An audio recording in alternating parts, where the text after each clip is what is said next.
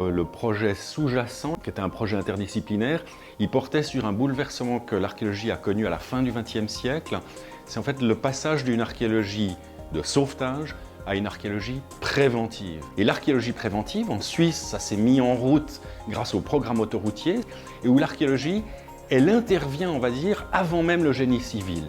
Et c'est une manière d'envisager la relation au patrimoine qui est totalement nouvelle, tout un appareil bureaucratique de protection du patrimoine qui s'est mis en place, avec incidemment une forme de dépossession de la société civile.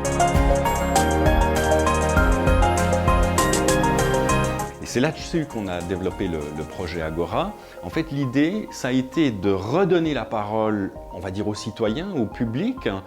On a cherché auprès du public des photographies de famille, dans les albums de photos, etc., qu'on a mis en scène dans une exposition où on a reconstitué un appartement des années 50-60 en ruine. Et toute la décoration de cet appartement représentait des photos de famille mettant en scène des gens devant des objets patrimoniaux.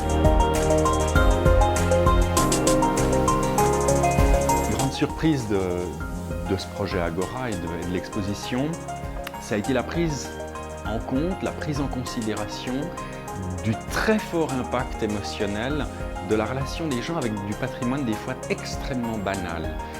En fait, on réalise qu'une tour médiévale dans un village peut faire venir les larmes aux yeux à des gens qui nous en parlent.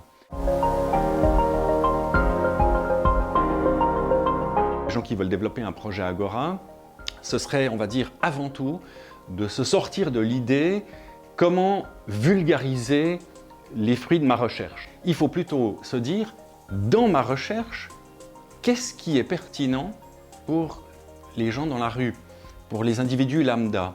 Il ne faut pas vulgariser du savoir scientifique, il faut thématiser du scientifique, et on peut le faire de manière extrêmement exigeante, mais en partant de l'intérêt des gens, en partant de ce qui est susceptible de leur parler.